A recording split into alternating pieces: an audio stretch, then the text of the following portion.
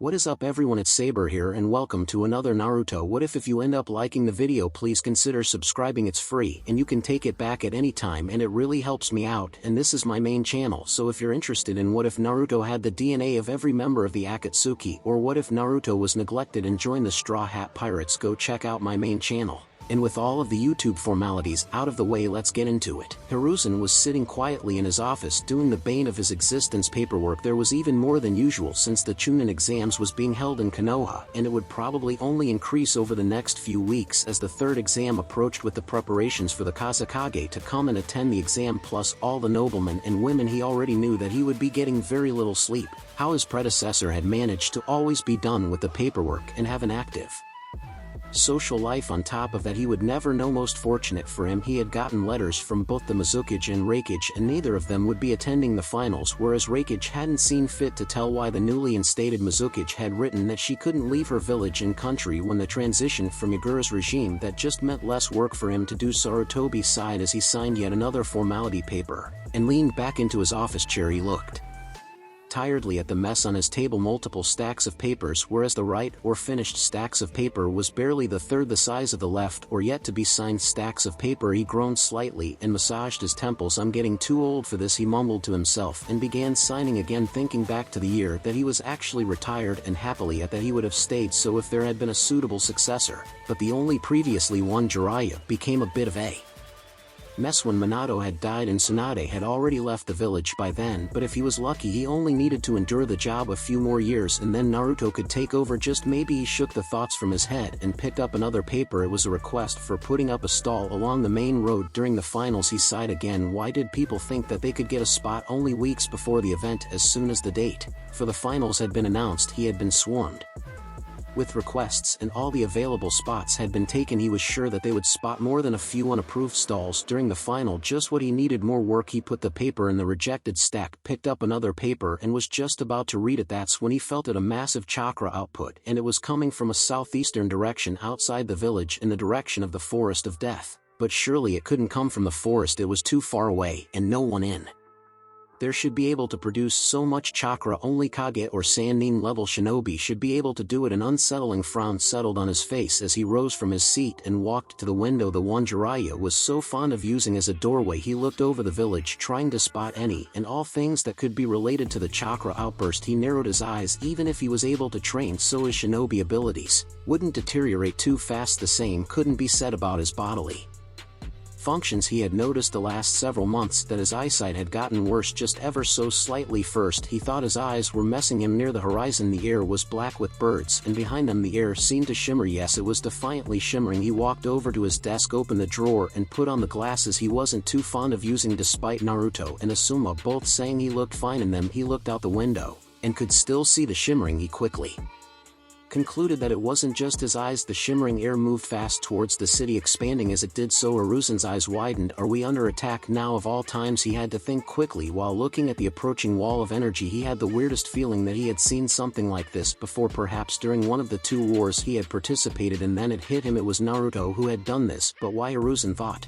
Why would he do it? From the reports I have gotten from Jiraiya, he should have enough chakra control to not make it this big. Why then? Maybe he made it this big on purpose, but what could have made him done that? The wave or energy or chakra. Hiruzen now knew it was slowly dispersed about 3/4 of the way to his office. It was not very long after 3 Chunin arrived in the office. By the use of Shunshin no Jutsu he recognized 2 of them as Again Kotetsu and Kamizuki Izumo, or the Eternal Chunin as they had become to be known. As he recognizes the third by name, as he knew that he assigned all 3 Chunin as guards during the exams. He narrowed his eyes. This couldn't be good. Okage-sama, it came from one Kamizuki Izumo. Kamizuki-san, report. Hiruzen ordered approximately 4 minutes ago. We discovered 3 corpses at the shrines. We called Anko-sama immediately after the discovery. She examined the bodies and she said. Izumo glanced over at his partner Kotetsu, saw his friend trouble, and immediately stepped forward. She said it was the work of Orochimaru, sir. She said that Orochimaru of the Densetsu no Sannin is back in Konoha. Hiruzen's breath hitched as he remembered his old and for a long time most promising student Orochimaru was back. But what was he after? What can cause him to return here after so long? Sarutobi worriedly thought what have changed for him to decide it is time. The old Hokage's eyes widened. He swirled around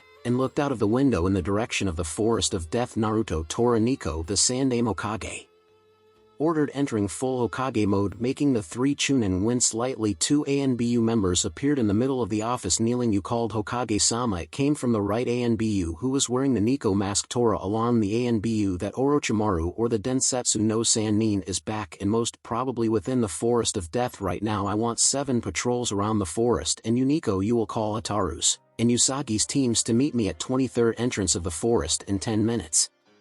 We are going in after him. Hi. The two ANBU answered and disappeared via Shunshin. Hiruzen turned his attention towards the still present Chunin. You have done good to give me this information. I will require you to keep it a secret for now. We don't need worry the citizens, but alert the shinobi immediately. Hi. They all answered good. Then the Sandaime Hokage said and stormed out the doorway. Before getting an answer, he needed to get into his fighting gear as fast as possible. Tell me what you have done to Sasuke and Sakura. Naruto sneered at his opponent as he tried to slash him yet again, time with his blood-red crystal Tanto. Orochimaru easily dodged it by leaning unnaturally back and let the blade fly over him. Naruto didn't give up though. He gathered his chakra in his left hand, making the crystal in his Kesho no Yoroi thicken. He then threw the punch in the direction of Orochimaru's face. For a second or two it actually seemed like it would hit, but just as it was about to, Orochimaru somehow got out of the way and jumped a few meters away. Naruto's fist continued right into a tree, making splinters flies in all direction. Ku. The crazy snake summoner laughed. That is it, Naruto-kun, show me your power. Stand still and I will show you my power. Bastard, the crimson-eyed blonde yelled, jumping up and came down for a kick to Orochimaru's face. True to his nature, Orochimaru twisted out of the kick and laughed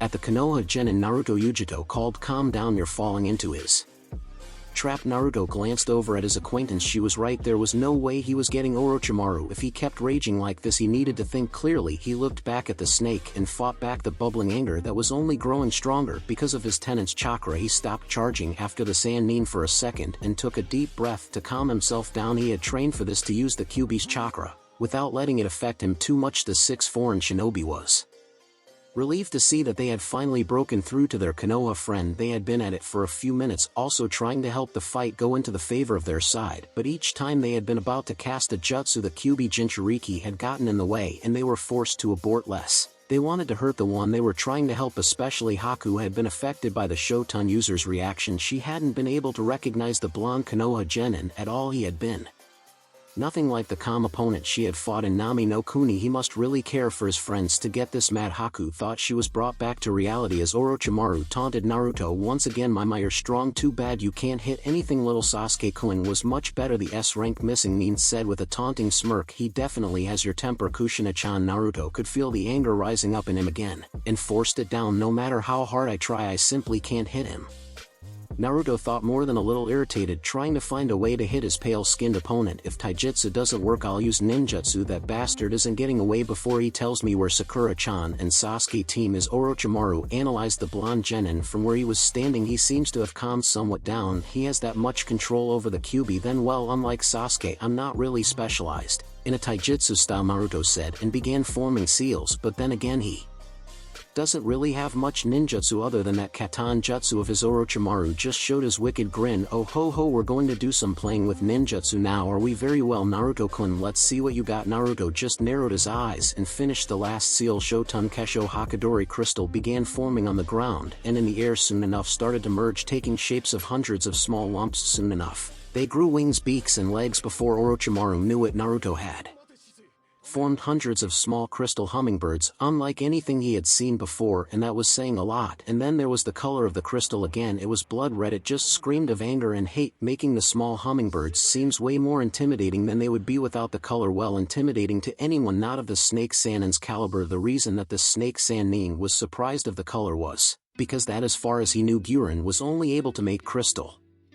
that was colored either pink or blue, not red. It must be because of him using the Kyuubi's chakra. Orochimaru concluded the small group of genin that was present was all awestruck by the jutsu. They're beautiful. It came from Kojuru. I know, Karui agreed. I can't believe how detailed they are. I mean, you can make out what looks like feathers on them. The rest could only nod, dumbstruck. The moment was over as the crystal birds began fluttering their wings, and thus making a lot of noise. They started moving towards their target. Orochimaru said Sannin couldn't help but grin. This is going to be so much fun. He began running away from the fast approaching hummingbirds, transforming his legs into a kind of snake tail, causing his own speed to increase. The birds began attacking him kamikaze style as they flew at him with their sharp beak. First he didn't think much of it, but was soon brought on better thoughts. as one of the birds went almost 15 centimeters into the bark of a tree before shattering and thus making cuts around the initial impact point. Orochimaru slithered up the trees, twisted himself through branches, and slithered over the pond to get rid of the birds, which despite keeping up with the bombardment toward him didn't seem to have lost many of their numbers. Naruto used the cover to get back to the Kumo and Kiri teams. That should buy us a minute or so, he said as he landed beside Haku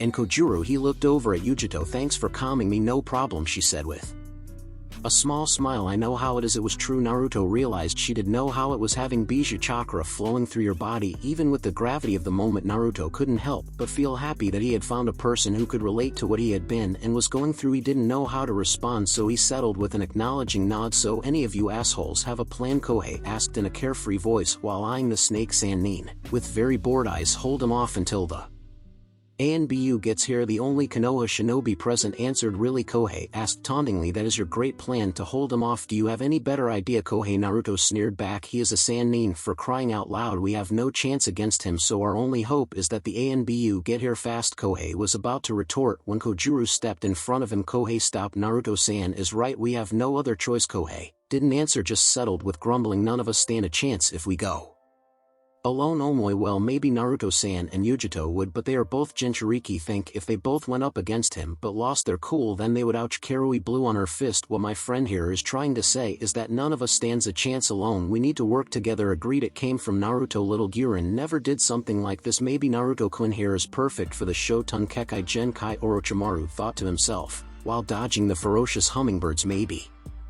it's time I stepped up my game to see what he truly can do. The snake user was about to retort when a sharp crystal erupted from the earth, nearly impaling him. What he looked back at Naruto only to find him amongst the Kiri and Kumo shinobi he had arrived with. They were standing with various versions of kunai and short swords, the blue-haired Kiri boy being the only one to have a big broadsword. He was crouching with his hands slammed on the ground, looking at Orochimaru with those red slit eyes and a grin that says, come and get me if you can. Hebe team, where are my teammates? The crimson-eyed Konoha Genin growled and began pumping more chakra into the ground and directing it towards the snake Sannin. Orochimaru soon figured out what the Genin was up to and began slithering between the trees, hoping to outrun the large quantity of chakra in the ground. Soon enough, he was running from crystals erupting from the earth, trying to pierce him in several places. Not enough with the hummingbirds attacks, but now he also had to keep from getting pierced by killer crystals from the earth. His grin only grew larger and larger. If it continued this way, he would be perfect for that. So does anyone have any ideas to how we're going to stall him? Karui said while being awestruck by Naruto's powers. Now she knew that she was a fairly talented kunoichi herself, one of the best in her generation,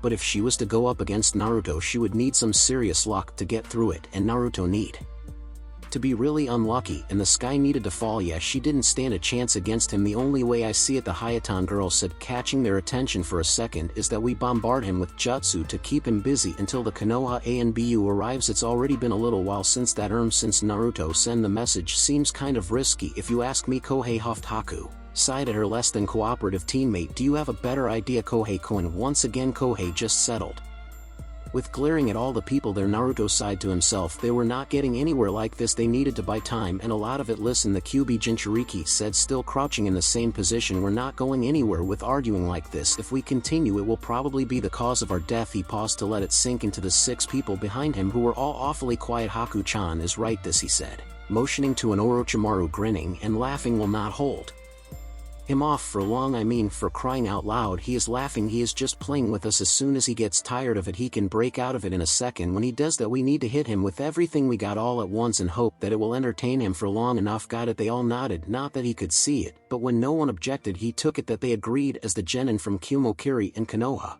went on to plan how to stall for time. While that happened, Orochimaru was beginning to get tired of the little game he was playing. He jumped up into the trees, having figured out that the crystals wouldn't be able to reach all the way up there, and spun around, forming hand seals Futon de Tapa. It was a much smaller version of the jutsu he had used on Team 7 before, much more like the one Naruto had used, but it did the job. Many of the birds were shattered in the strong wind, and the few lucky ones that didn't were blown far, far away. He then turned towards the group of Genin. Well, what's next now? Naruto commanded. Immediately the Genin started going through different hand seals. Orochimaru frowned. He knew that he can easily take them on, but getting bombarded with 7 different jutsu wasn't anything to take lightly either. Even if they only were Genin, he knew for a fact that Naruto was Chunin level, and the chances were that the Kumo Jinchuriki also was. He didn't get to think of it anymore. As the genin had finished their seal's Hayatan Tsubame Fubuki, it came from Haku as the temperature in our immediate vicinity dropped and several ice swallows formed and charged Kojuru settled on the U-seal, took a deep breath and spat out a long water stream. Suetun Mizurapa Raitun Raikyu Karui said with a frown on her face. Soon enough a crackling ball of lightning formed in the edge of her clasped together index fingers. She pointed at the Konoha Sannin and shot the crackling ball of energy off with a grunt. Kohei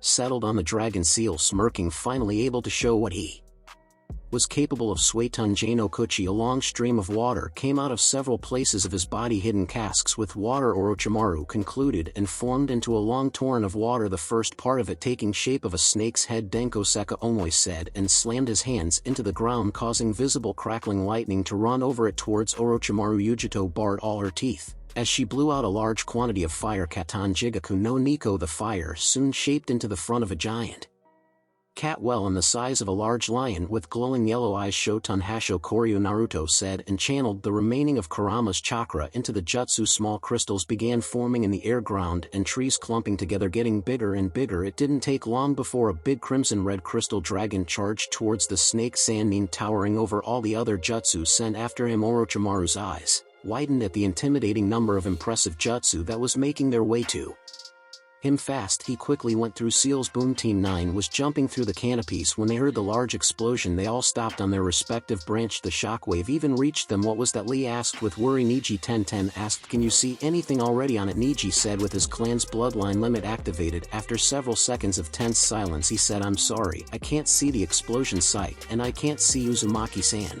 Wait. Lee and Tenten were deflated for a moment before their tenseness returned. Niji frowned. What are they doing here? What is it? Niji Tenten asked with her voice full of hope. Indiana, a part of the forest to the southeast from here, is several full teams of ANBU members, he answered in his monotone voice. ANBU, the weapon mistress asked, worries returning in full force. Hi, why would ANBU be here? Lee asked, trying to think really hard. What would Guy Sensei do? The green-clothed boy asked himself. Duh, he would tell me that nothing is more important than to save a friend. Thank you, Guy Sensei. Never mind, it doesn't matter why they're here, Lee said, catching the attention of his teammates. If Naruto-kun is in trouble, we need to help him. Tenten nodded, trying to get rid of the growing knot in her stomach. You're right, Lee, thanks, she said and smiled lightly at him. Niji didn't say anything, he just continued observing the part of the forest with all the ANBU members running around Hiruzen, and the ANBU teams he had requested were running through the forest at speeds only reachable at high Jounin level. To any normal genin they would be nothing but blurs. He was currently accompanied by Ataru's team while Usagi's team was scouting all around them. Each team had one Hyuga member and one Inuzuka member. Apart from that, Usagi's team also had an Aburame member. If anyone could find Orochimaru, it was this team. Hokage-sama, I've found him. It came from the Hyuga member running a few meters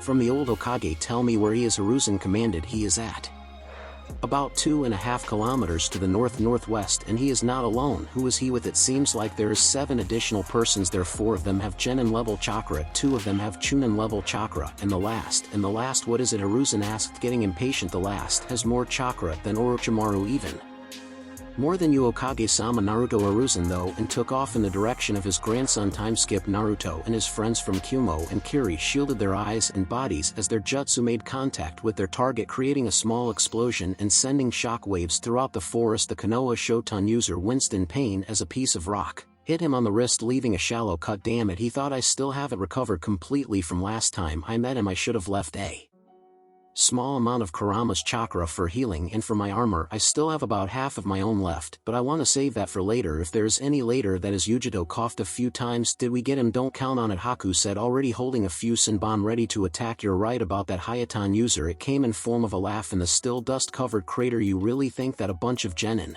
can take down one of the Sannin, one of the heroes of the Second Shinobi World War? How, you must be kidding yourself. A gust of wind blew the last of the dust away and uncovering Orochimaru with a face that looked half melted. Naruto's eyes widened. Are you fucking kidding me? All those attacks and he doesn't a scratch, and what's up with his face? Must be part of the jutsu he uses to conceal his identity. Even so, even if we're way below his level, he shouldn't be able to go completely unharmed from that. The rest of his alliance seemed to react the same way. Yujito gulped. So this is the power of Konoha Sannin. Where my teammates? Where's Sakura-chan and Sasuke? Team Naruto asked once again, even though he knew he wasn't on the winning side of the fight. Sasuke-kun, you shouldn't worry about them. He will either embrace my gift or he will die. I have people making sure of it, the snake said with a wicked grin. Orochimaru dusted off his right sleeve. Well, now that that's over, let's proceed to the main act. He released a burst of killer intent way larger than the one he used. Before making them all fall to their knees, the only ones able to withstand it just a bit were Yujito and Naruto. His eyes settled on Naruto as he smirked. It doesn't matter if you want my gift or not, you're going to get it. I think I'm going to have a lot of fun with you and Sasuke-kun, my dear fox. His fingers settled in a weird seal, one that looked oddly like the one Haku used when she used her Hayatan, and his neck expanded before Naruto, or any of the other, could blink. It was flying fast towards them, or rather towards Naruto. He could see it come closer and closer, and he knew no matter what the snake would do to him, it wouldn't be good. 20 meters, 10 meters, 8755 shuriken flew out of the cottage, flying towards Orochimaru with blinding speed, forcing him to abort the seal. Orochimaru, don't you dare touch another shinobi of Konoha. Orochimaru's head snapped up towards a tree in the clearing, trying to see who the angry voice belonged to. When he saw who it was, he couldn't help but smile. It's been a long time, Anko-chan, said Tokubetsu Joun, and jumped down from the tree. Uzumaki Kiri Kumo, can you move? Naruto stood up with his feet feeling like jelly. He looked around to see to his friends. Only Yujito was standing up and Haku about to the other was still on the ground. There was no way that they were getting out of there like that. He turned to Anko. Mitarashi-san, we won't be able to move for a little bit. And thank you. Anko smirked. This gave her the excuse she wanted to go up against Orochimaru. She turned towards said Missing Nin, you are an extremely dangerous S-class wanted criminal. You have harmed Konoha more than enough, and I won't let you touch any more of her children. That's why I'm going to kill you, even if it costs me my life. It's my job as your former subordinate who learned everything from you, she said, and pulled 5 Senbon needles from her coat. Isn't that right, sensei? You can. It came mockingly from the snake's hand. Nin Anko narrowed her eyes and drew her hand back, ready to strike with her Senbon, but Orochimaru was faster. His abnormally long tongue shot out of his mouth and struck at Anko's location. She jumped in the last second, getting above the newly made crater with her Senbon still in hand. She quickly gathered chakra at her soles and began running backwards up the trunk of the tree. Orochimaru's tongue quickly followed. She jumped over to another tree, but to no avail. Orochimaru's tongue was faster, and it soon gripped her wrist, making her drop the Senbon. It pulled her down fast, but she flipped over just in time and landed on her feet and knees. She seemed surprised, but just for a moment. She quickly got back into the game with her right hand restricted. She pointed her left hand at Orochimaru with the back towards the ground. Sanaijishu Force Snake emerged from her yellow coat and shot towards Orochimaru. He wasn't able to dodge as he was currently tied to Anko via his tongue, so he couldn't do a thing as the snakes wrapped around him. I won't let you get away again. She pulled back, so Orochimaru lost his footing and threw him through the air into the trunk behind Anko and wriggled her hand out of his tongue in the process. Not one to miss an opportunity, she quickly retracted the snakes, laid her hand upon his, and drew a kunai through both their hands. She made eye contact with the snake. Sanin, I got you, Orochimaru. I'm going to borrow your left hand, she said, and made a seal. The snake Sanins, I'd widen that seal as Anko smirked. That's right, you and I are going to die here. She took a deep breath to prepare herself for her death. Ninposo Jisosai no Jutsu. With that said, she closed her eyes to let the sweet embrace of revenge and death sweeps her away, or so she thought. Mitarashi-san, watch out, the girl from Kiri screamed at her, making Anko's eyes snap open. Orochimaru's creepy laughter erupted from everywhere. In nowhere are you trying to commit suicide, my sweet dear Anko-chan? He emerged a few meters behind Anko, drawing her look to him. He ripped of his face, revealing the real one. That's a Kawarimi. She looked back at what she thought to be Orochimaru in horror, only to see it melt into mud. No, it can't be. I was so close, she screamed in her mind. You're one of the village's Tokubetsu Joun and dear Anko-chan, so don't walk around and use kenjutsu that I taught you nonetheless like they were nothing, the snake Sannin said while walking closer and closer to Anko. Naruto tried to take a step but fell to his knees. The second he did, he looked back at his friends only to see them in same or worse condition than himself. Damn it, I can't let her die for me, for us, even if she is a shinobi. I won't let that happen. Don't worry, Naruto-kun, you will get your gift in time. Just let me take care of our little problem here first. Naruto just glared at Orochimaru in response. It was all he could do at the moment. Anko pulled out the kunai she had punched through her hand and threw it at the other snake summoner. He simply caught it with 2 fingers inches before his face. I told you that it's useless, he said as he stopped and settled in half a ram hand seal. Naruto felt a fast chakra spike from him, which then upset something on Anko. Anko froze up and could do nothing as Orochimaru stepped closer. Step by step, it felt like an eternity to Anko, but soon he stood right in front of her, the man she hated most in the world. She glared up at him. I won't let you touch any shinobi of Konoha, not even that emo brat of an Uchiha.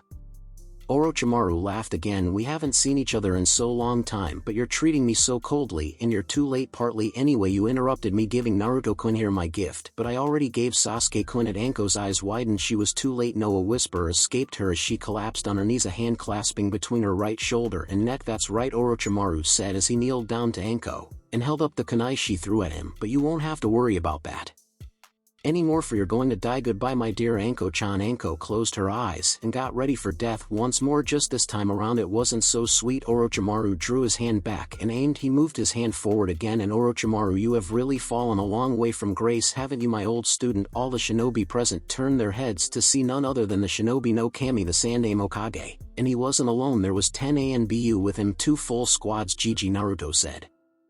Strain, though still in his same cheered voice. The 6 shinobi beside Naruto looked at him with shock and horror across their faces. He had just called one of the most powerful shinobi in all of the elemental nations an old man. If anything like that happened in their respective villages, there would have been severe consequences. All of the foreign shinobi had immediately got on alert as soon as the Hokage had appeared, while they knew that the old and powerful Hokage was most likely there to help them. He still was the leader of a rivaling village, and they knew nothing about him other than what they had read or been told. Because of that, they were nowhere near prepared for what their new friend had just said. But the Sandaime seemed to smile lightly just a second as he nodded to Naruto before he turned his attention towards their enemy. Orochimaru dropped the kunai. The Sandaime's old student just chuckled. And why would I do that? I was just having a little chit-chat with an old disciple of mine. But if you insist. Orochimaru drew his hand back one last time and threw the kunai at the defenseless Anko. She closed her eyes yet another time, only not to feel the stabbing pain. But maybe death didn't hurt. No, that couldn't be right. She opened her eyes slowly, only to see the Hokage himself standing in front of her, the kunai nowhere to be seen. You will not take another life today, Orochimaru. I will make sure of that. The old Hokage sneered to his old student. The snake Sannin looked around the clearing, waging his options. First, he was alone. Second, his opponents were many: 7 Genin, 10 ANBU, 1 Tokubetsu Jounin, and Akage. He needed to get out of there now. He cracked a smile. Well, not because this hasn't been delightful, but I will have to get going now. Too bad that I didn't get to give my gift to you, Naruto-kun. Faster than any of them could react, he had made a seal less Shunshin, disappearing in a puff of white smoke. Hataru, take command over Taka and Hato in pursuit. Orochimaru, Usagi, you and the remainder of your team will scour this area. Make sure that there aren't any traps left. From Orochimaru, the Sandaime Hokage ordered, and turned his attention to Anko High. It came from the ANBU before they all disappeared in blurs. While the Hokage was taking care of Anko, Naruto turned around and checked on his friends. Are you all okay? He asked with concern in his voice. His eyes ran over the 6 people. None of them seemed to have any major injuries. Good, and they were slowly but surely recovering from Orochimaru's killer intent, which meant that they could go find Sakura and Sasuke soon enough. I think I'm alright, said a slightly exhausted Yujito. She turned to her team. Are you two managing? Hi, Karui said. I am now. But what if Onwe began, but shut up as he saw the looks he was getting from the 6 other shinobi. Hi, I'm fine, we're alright too, right? Haku half said, half asked Naruto, and her teammates. Kojuru stood up and fastened his broadsword to his back. Hi, I'm a little low on chakra, but nothing else. It could be discussed what fine is, but I suppose that I could be worse for wear. Kohei snorts. Naruto nodded. Good, then we any. Naruto swayed a bit as flashing images came flashing through his mind. It took him a few seconds to place 2 and 2 together, remembering it was the shadow clones. He frowned. It hadn't found his teammates, but it had found the Oto Genin team. Naruto-kun, are you okay? Haku asked with concern. Yeah, it was just one of my clones. That dispelled, he replied. Did it find your team? The red-headed Kyomo Genin asked. No, it didn't. Naruto could see the disappointment in their eyes, but it did find the Oto Genins. It saw which way they were headed, and Orochimaru said that he had send people after them. Are you sure they will lead us to them, or even tell us? For all I know, we could be. Wakohei began complaining, but then stopped for some reason. Naruto thought it odd until he saw the faces on the other Genin. He turned around to see the old Hokage coming towards him. Naruto-kun, are you alright? Hiruzen asked with concern, not caring that the foreign shinobi saw him like this. Yeah, I'm fine, Gigi, the blonde boy answered as he looked at his grandfather. He remembered all the times that he had asked about his parents, and the answers he had longed for. Now that he thought about it, they had all been vague, or even avoiding the question that had been asked. And then he remembered the episode dream, whatever it was he had seen while he had been out. The Sandaime Hokage, the red-haired woman, the baby Naruto Ajusan. Naruto said. Hiruzen was taken back at the change of tone. When we get to the tower, I need to talk with you. Hiruzen looked at Naruto with a slight frown of concern. What could have happened in here that he needed to talk about? It couldn't be about Orochimaru, so he wasn't going to get the answer here, so he settled with a nod. Alright, my dear boy, I'll see you at the tower. But if all of you are alright, then I need to go. Orochimaru have caused much trouble in Konoha in the short time he has been back. Sakura was sitting beside Sasuke. He was laying on the ground groaning and moaning in pain somehow. After the fight with that weirdo, what was his name again, she asked herself as she wiped sweat off of Sasuke's forehead. Orochimaru, that was what he said his name was. It sounds familiar. Come on Sakura, you're the brightest of your year, you should be able to remember a name. She berated herself, but no matter how much she tried she couldn't think of it. She sighed and looked outside. She and Sasuke were currently in a cave. It wasn't really a cave as it was under one of the larger trees. Somehow the tree had lifted or the earth had been corroded away, leaving a well-sized hollow beneath it. She didn't really care how it had been created, she was just happy she had found it. After the fight with Orochimaru she had picked up Sasuke. Boy, had she been happy. She had been training and looked for a shelter as fast as possible.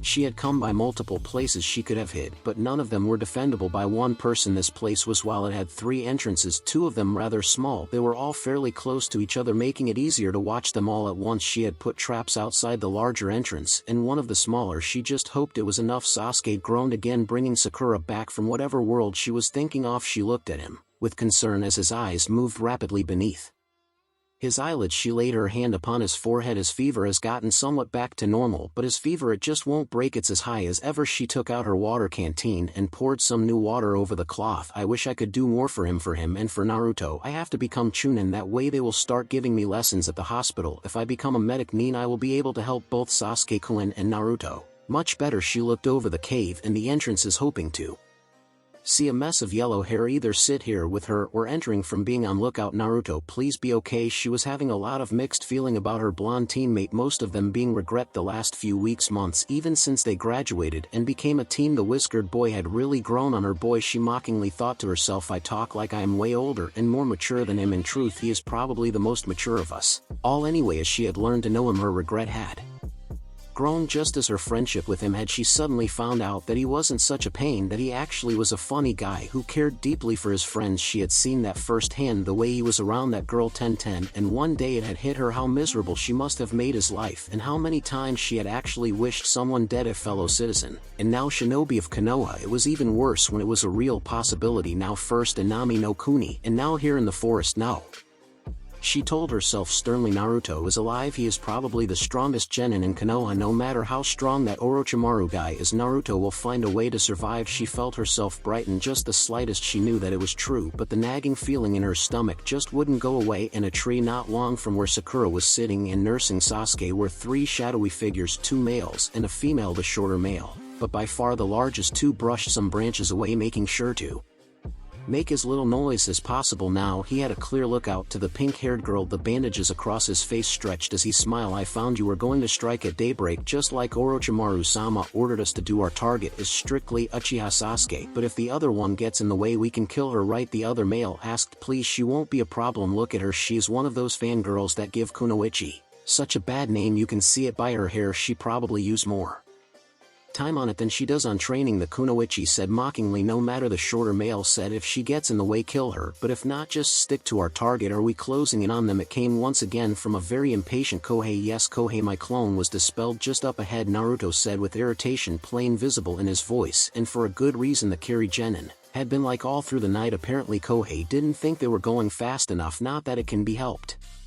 Naruto though, and it was true, while they were all shinobi, they had grown up in 3 different nations, and every nation had trained their shinobi with minor and major differences. The biggest was probably how to travel. The shinobi in Suno was masters of traveling in hot and sandy area, knowing how to run the longest while not losing too much water. Kumo shinobi were had a major advantage in higher altitude, with them growing up in Kumogakure high in the mountains. Iwa were great mountain travelers, knowing how to avoid the rocky areas that could crumble and cause landslides. Then there was Kiri, who were well trained to travel through damp area, and finally Konoha no shinobi of the same level from another village could outrun a Konoha shinobi through the forest. Hell, the students at the Shinobi Academy were trained in navigating the forest before learning how to throw a kunai, and that Naruto and his companions couldn't go faster. Haku's and Yujito's team simply wasn't used to the forest. Sure, they were fast, but they weren't Konoha shinobi. Kohei was clearly better than the rest, and thus was the cause of his complaints. Naruto suspected that he wanted to find Sakura and Sasuke as soon as possible so he could get away from Naruto, and while Naruto enjoyed his new friend's company, Kohei were a big pain in the ass. And what then? Kohei asked, causing groans from almost everyone else in the group, even the quiet Kojuru. What? He sneered. We may soon be where he saw them, but that is hours ago.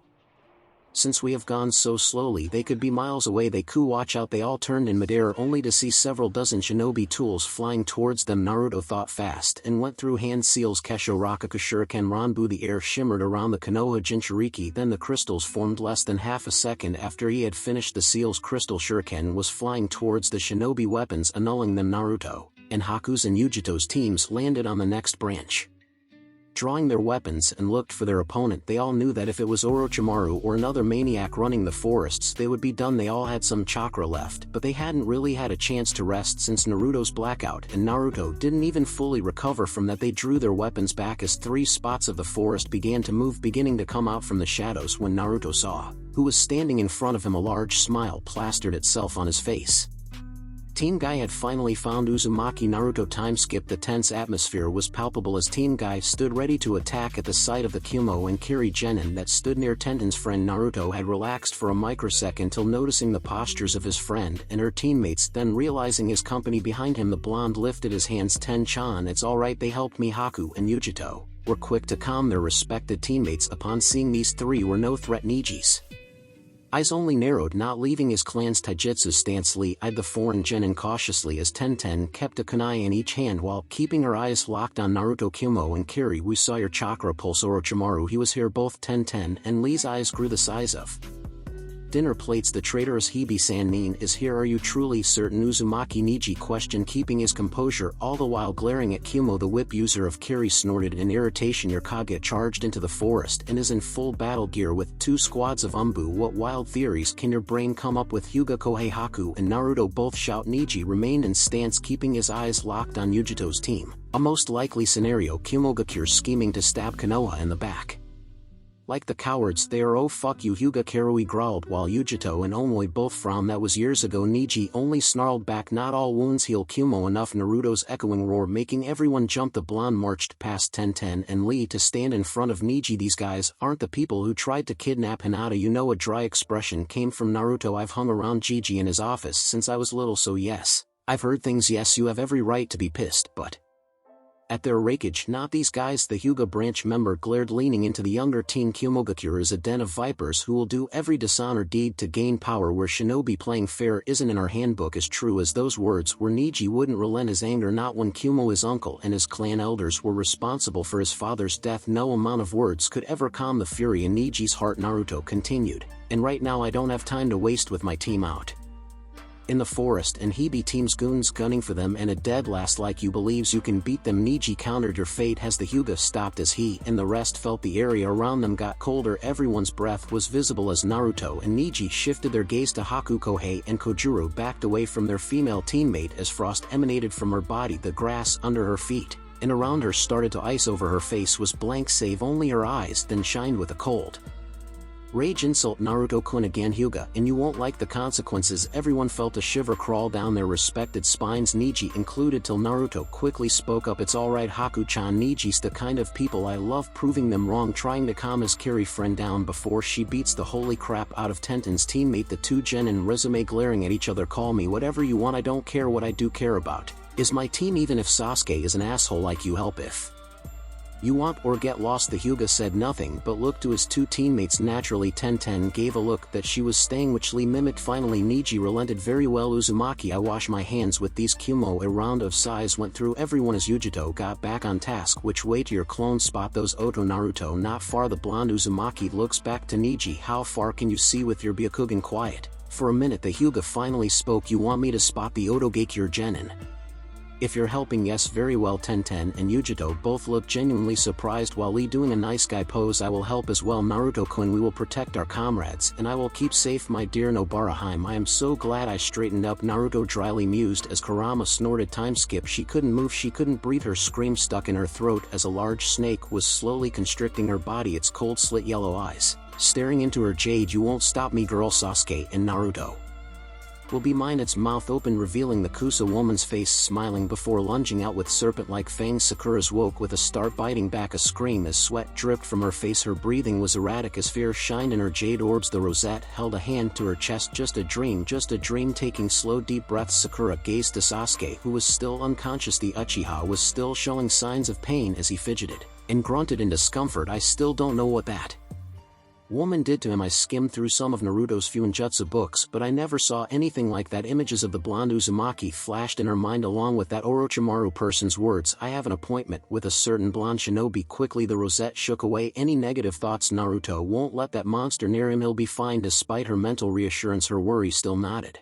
in her stomach. Ever since Nami, she had considered the blonde more than a teammate but also a real friend. A tiny part of her still couldn't believe it was Naruto of all people who had been helping her these past few months. Yet one thought kept ringing back in her mind. Why was Naruto always so kind to her? Thinking on their academy days she was not proud of herself, remembering all those times she was so mean to the blonde, yet it never swayed him from greeting her with a smile, which only added to her shame. I bet even if I apologized for everything he'd just wave it off. He was really that forgiving and kind-hearted. I may not understand how much I mean to you or why, but I'll make up for all the mean things I've ever done, I promise. While Sakura pulled out her black gloves from her pouch and put her hair into a ponytail with a hair tie, she was unaware of the looming threat hiding in the shadows. Be ready, Dosu whispered as he narrowed his lone visible eyes. Zaku and Kin grinned murderously back to their leader. One little fangirl playing kunoichi. It will be fun making her scream. Kin almost purred, licking her lips. Long as I get to kill the Uchiha, I don't really care, Zaku retorted with a snort. Dosu just rolled his unbandaged eye. The lead Oto Genin crouched as he stared at their target. On my mark, he softly called. Zaku and Kin grinned. The former channeled chakra through his air tubes while the latter pulled out 3 Senbon. Between her fingers the pinkette had her back turned to them. Now was their chance. Go. They leapt through the trees, their movements so fast and silent there was no way she would become aware of their presence before it was too late. Kin took the lead, eager to draw the Konoha's blood. She threw the Senbon straight to the pinkette's head. The Senbon pierced her neck and her body seized, making Kin smiled viciously. She reared her arm back to deliver a devastating blow to the little girl's neck and end her life. Her movement stopped as something tugged her arm. Eyes widening in surprise, she saw the pinkette standing right next to her, holding her arm as the one she had previously attacked vanished before her eyes. Too late, she realized it had been a genjutsu as the Konoha shinobi used her momentum against her, throwing her over her shoulder and right into a tree. Her body collided against the bark, splintering at the air left her lungs as spit flew out of her mouth. Both Zaku and Dosu shared a stunned expression as Sakura took up her taijutsu stance. Always put traps in your traps. Why are you here? Quickly Zaku lifted both his hands, firing a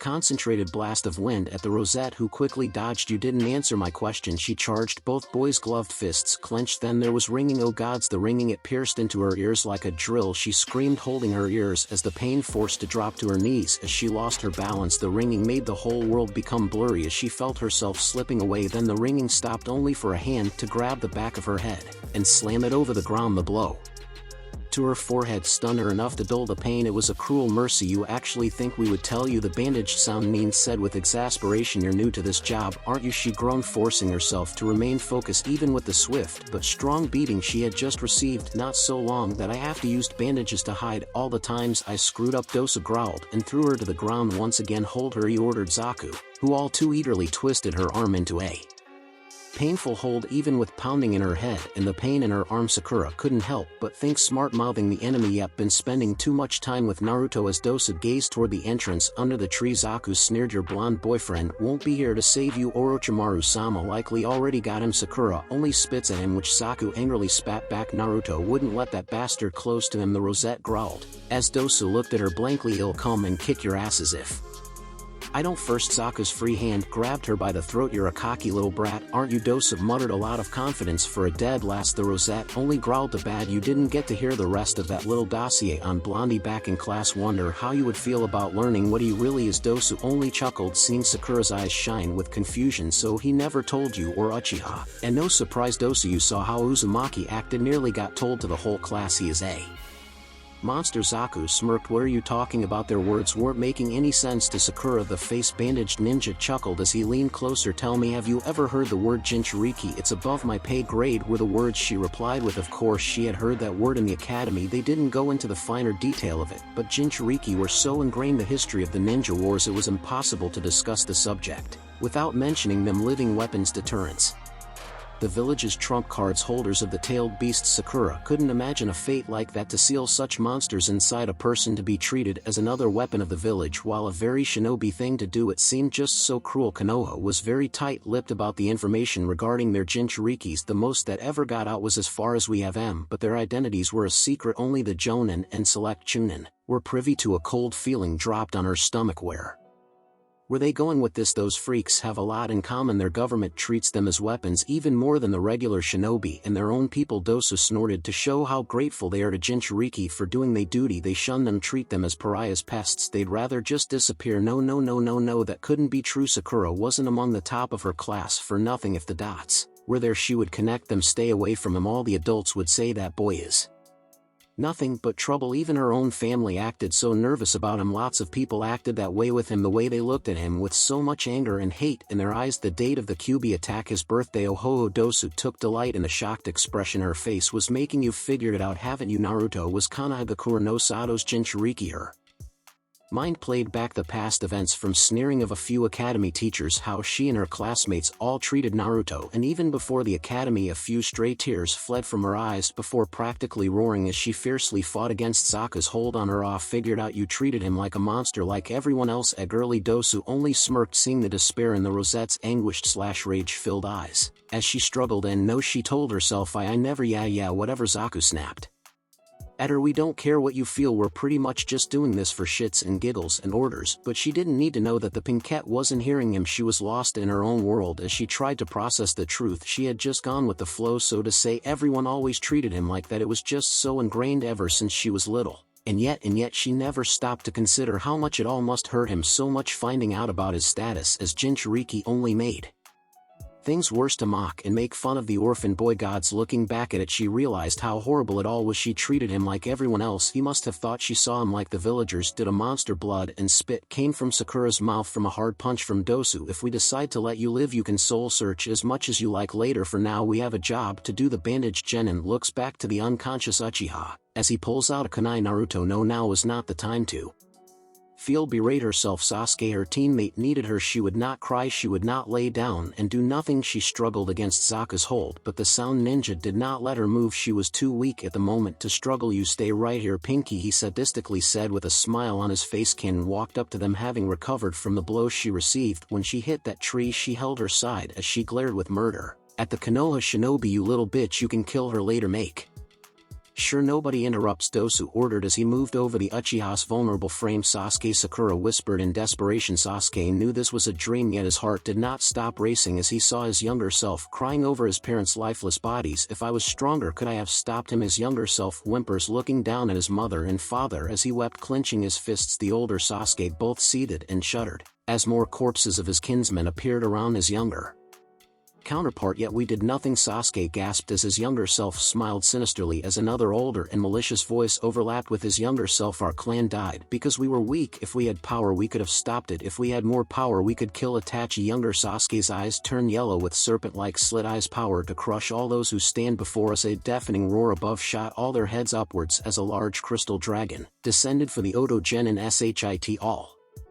three collectively yell as they jump out of the way. The massive dragon shattered, hitting the ground. Dosu skidded back, looking in every direction. Uzumaki, whereas he kin, landed safely on a branch, also scanning the area along with Zaku, who still held Sakura tightly in his grasp. Dosu's danger senses screamed as the bandaged genin sharply turned, only to have a blue sphere of pure chakra slammed into his chest like a drill. Rasengan H. He finally learned it. Sakura looked in awe, remembering the months Naruto spent learning that jutsu. Dosu roared in pain as he was sent flying like a spinning wind till slamming into one of the massive trees, his body a mangled mess and motionless as Zaku snarled, lifting his free hand. I'll kill you myself. Yuzu's chakra built up in his air tube. A firm hand grabbed his wrist. Before he could react, another hand struck his elbow with such force everyone heard the bones break. Sakura found herself free as her captor screamed in pain, leaping over to Naruto. Sakura gasped, seeing Haku partially within one of her ice mirrors behind Zaku. The Kiri Kunoichi shunshined as the enraged Oto Nin used his one good arm to send a devastating blast of wind that shattered the ice mirror. Zaku's body soon froze up behind him. Haku stood, having placed a senbon on the Oto Nin's neck. He fell to the ground like a statue. The brunette teen said nothing before turning her eyes to Kin. The Oto Kunoichi readied herself, only to find herself surrounded by Kumokiri and another Konoha team ready to strike her down. Give me a reason. Karui smirked with her sword drawn beside Omoi, who lazily rolled his lollipop in his mouth. Yujito's cat-like eyes glared as her fingernails extended as sharp as a kunai pointed at Kin. Kohei and Kojuru had their respected weapons drawn, while Lee and Niji had their taijutsu stances at the ready. Tenten had a kunai in each hand as she scowled. Not harming my friend's team on my watch. Naruto's cerulean eyes were wide as he looked at the rosettes Bruised face, blood dripped from the edge of her mouth. Her eyes couldn't, or rather wouldn't, meet his as she stared at the ground. "I'm okay," she whispered softly. "You don't look okay," Naruto said gently. She let out a humorless laugh. "Part of the job, isn't it?" Naruto lifted his gaze to glare at the remaining sound ninja standing. The group prowled like a predator stalking over a wounded prey. The kunoichi's gaze darted frantically, trying to find for an opening, anything that would allow her to slip way in. A desperate move, she called forth the strongest genjutsu could muster at the moment, a distortion of sound vibrating through the air that made their eardrums hurt, their vision become blurry, and their footing to become unbalanced. It was only for a moment before the most adept of their group at dispelling illusions managed to cancel it, but Kin had already moved to gather her teammates, having removed the Senbon in Zaku's neck, trying to get him on his feet, while a clone helped Dosa. The sound trio soon formed up as they slowly backed away. The gauntlet-wielding glared with utmost fury at the enemy before him. "You will pay for this." Kohei shook his head as the genjutsu passed. "Really? Cause it seems to me we just kicked your asses." The teen was already charging chakra through his weapon. A few crackling arcs of electricity could be seen. "Give it up," Naruto said resolute. "You're done." For whatever response the trio had, or whatever was their group going to do next, they were all interrupted by sensing a sudden rise of sickening chakra. Niji, being the first one to see it thanks to his wide range of vision, turned around with an incredulous gaze. That unconscious form of the Uchiha that was now rising as the chakra kept raising. "What is this?" Dosu's one eye along with Kin's and Zaku's stared solely at the Uchiha. "The curse mark is activating. This is bad." The injured bandaged genin glanced to his team, who looked back without saying a word. The trio agreed to escape, departing via Shunshin. They went unnoticed as Sasuke. Sakura shuddered as visible purple chakra erupts around the Uchiha, who begins to sit up. Yujito heard Matatabi hiss in her mind, sensing the chakra like she was doing and not liking 1 ounce of it radiating off Sasuke. If her words were any indication, that chakra feels so wrong. The feline Bijou growled out, "Not even your chakra feels like that. No chakra should feel like that, kitten." As Sasuke fully stands, his Sharingan glows bright as strange black marks slowly rise up on the side of his face. "Naruto," their voice maliciousness in his tone. "Something's wrong, really wrong here." The blonde felt sick just being close to that chakra coming off his teammate. "I mean, your chakra feels like pure hate, furball. But what the hell is this?" Kurama only snorted. "You figure it out yourself, brat." "Sasuke, are you feeling okay?" the young Uzumaki tentatively asked, slowly taking one careful step forward. The Uchiha laughed, yes, laughed out loud, throwing his head back and rolling his neck before finally setting his gaze upon his fellow teammate with an unnerving grin. "Oh, I'm better than okay. I'm feeling fantastic." "You're not okay," Naruto flatly retorted, more than a little creeped out by this development. Karui looked nervously at the oddly behaving Uchiha. "You know him better than I do, but I can tell your teammate is acting way out of character." That chakra, Niji muttered as his gaze narrowed at a specific point on Sasuke's neck.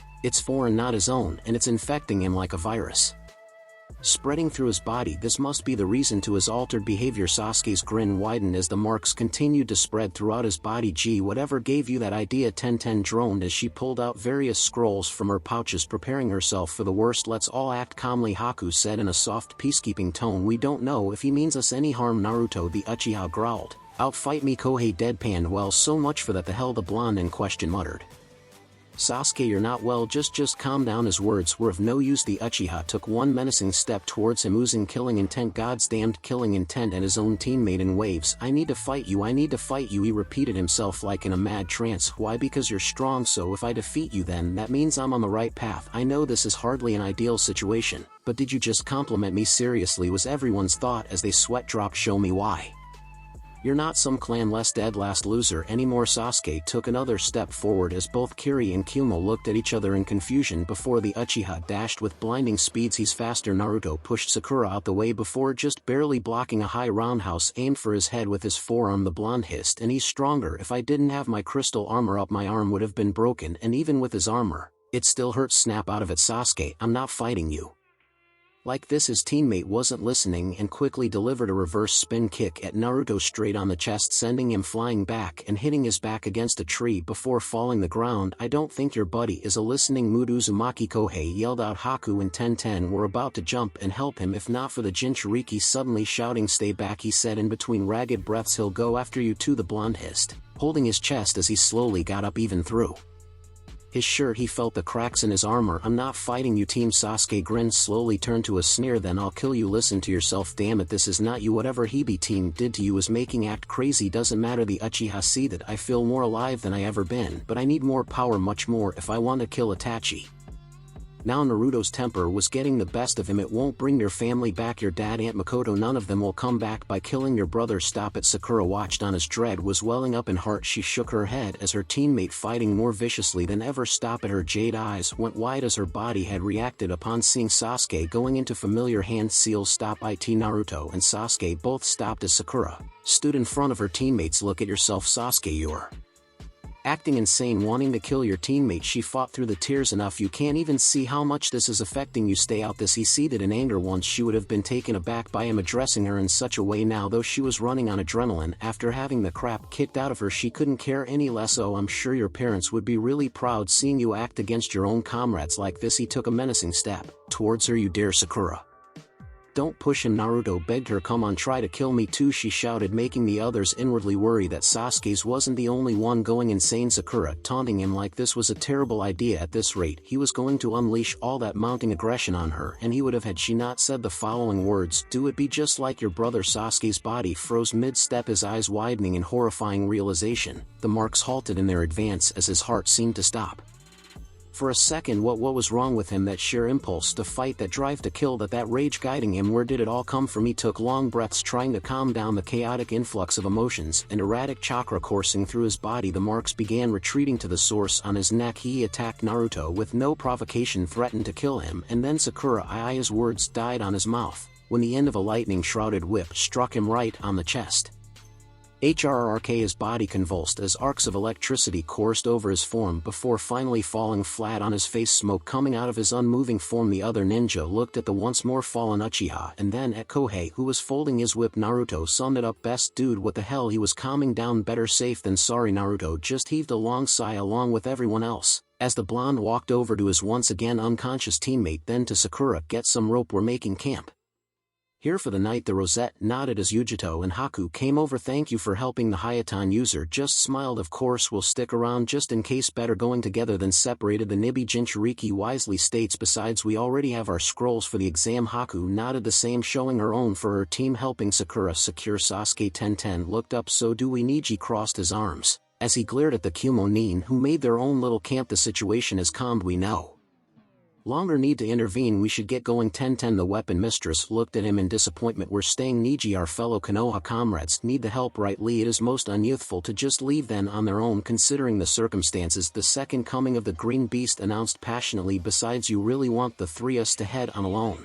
with the damn snake Sannin out there? The Hyuga couldn't reply to that thought. So we're staying together until this part of the exam is over. Casting one last glare at the genin from Kumo, Niji decided to let it go for the moment. Fine. After securing the Uchiha, Sakura gazed around to everyone setting up for camp as well as traps before noticing Naruto was in front of her. He was looking over her bruises as the Rosette waved it off. I'll live, Naruto, she said quietly. Least let Haku-chan or Yujito look you over. They have medical supplies. I would have used that seal I made for us, but it got damaged by that damn snake bastard. He noticed how quiet his teammate was being. Sakura-chan, what's wrong? The Rosette froze before slowly turning away till Naruto gently turned her back. She still hasn't looked him in the eyes. What's wrong? Sakura bit her lip before sighing. I know, she muttered, getting a confused look from the blonde. I know you're the Kyuubi Jinchuriki. Time froze as everyone sharply turned hearing her words. Tenten dropped whatever she was holding as she looked wide-eyed along with Lee and Niji. For Naruto, the world became unnaturally quiet. He couldn't hear the rustle of leaves nor any of the myriad of noises that haunted the forest of death constantly. He swore he could only hear his own breathing and heartbeat. He stared at Sakura, who continued to avoid his gaze. He felt terrified. He felt like running away. He never wanted any of his friends to know, even if he knew how pointless it was. How did you know? The sound Nin told me. And well, you just confirmed it. Tenen's eyes darted between the two of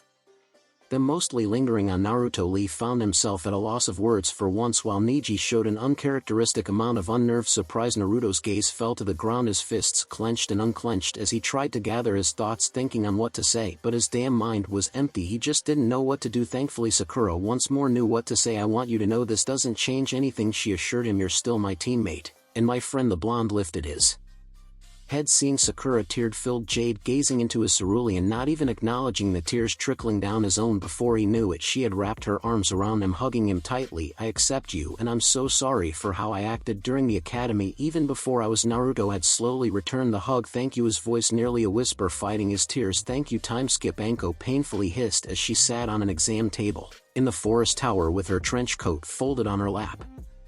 After several grumpy protests, an order from the Sandai made the Tokubetsu Jonin begrudgingly took a seat for the doctors. This was also ensured with Hiruzen back in his Hokage robes and hat keeping watch. I'm fine. Hokage-sama just had a bad reaction with this stupid thing, the kunoichi muttered, pointing to her shoulder. Hiruzen's gaze was as dry as a desert. You're fine. When the doctor informs me you are otherwise, you remain here. Am I understood? Hi Hokage-sama. Nodding, the Sandai leaves the room.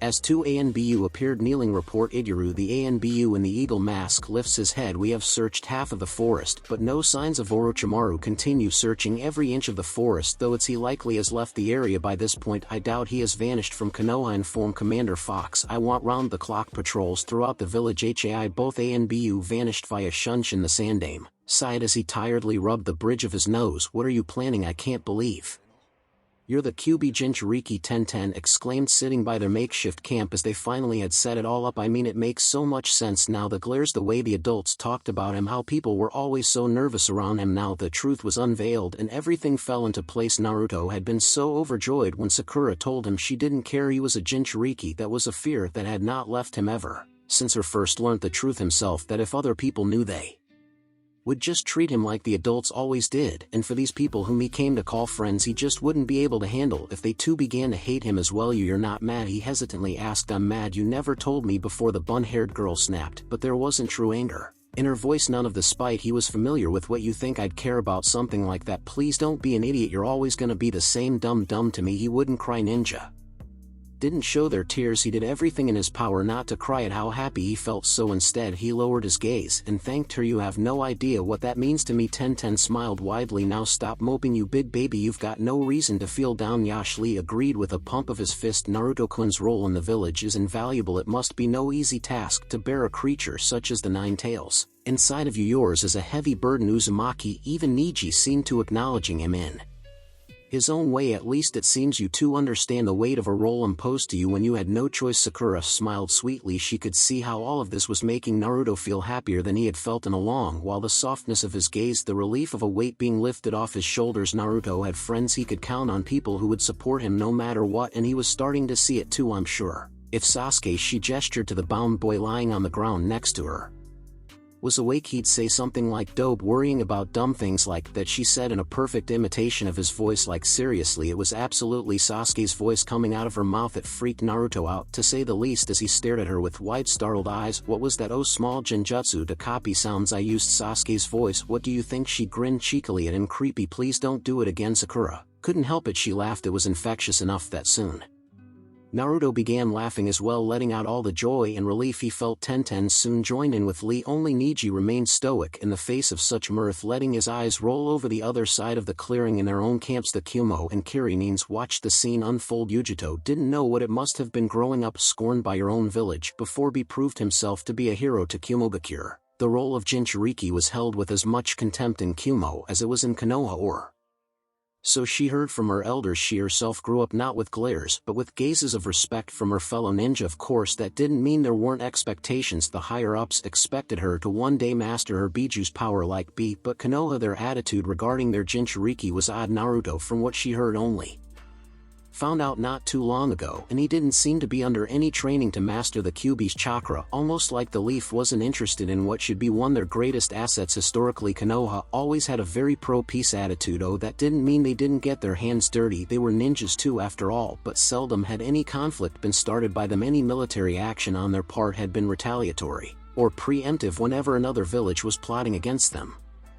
They didn't seem very interested in taking down the other villages. They were considered the hippies of the elemental nations for a reason, but that didn't mean one should take them lightly. The Land of the Sky found that out the hard way in the second war. She hoped she wouldn't have to fight him when the next war came. It'd be expected of her as a Jinchuriki, but honestly she kind of liked these people, so for now she wouldn't worry about it. Haku smiled happily at Naruto, knowing he'd be alright, having taken a liking to them as he got to know them. Chojuro shared in her happiness at seeing Naruto's comrades accept him. Kiri didn't have a good history with their Jinchuriki ever since Yagura Kohei, for his part, casts an impassive gaze at the Konoha ninja. He didn't have anything against them, nor was he fond of them. Like Haku was good for him regardless. Gods know he knew how hard it was to be discriminated for something you had no control over. He shook his head, trying to get rid of those Thoughts his straight coffee-colored locks swaying as he did so. Ain't surprised you were chosen to be the Jinchuriki, he said, getting everyone's attention. Someone of your heritage is the most fitting host. Uzumaki Naruto tilted his head as he stared confusingly at him. My heritage? You mean the Uzumaki clan? I don't think I'm related to them. He crossed his arms behind his head. I think I was just named in honor of them.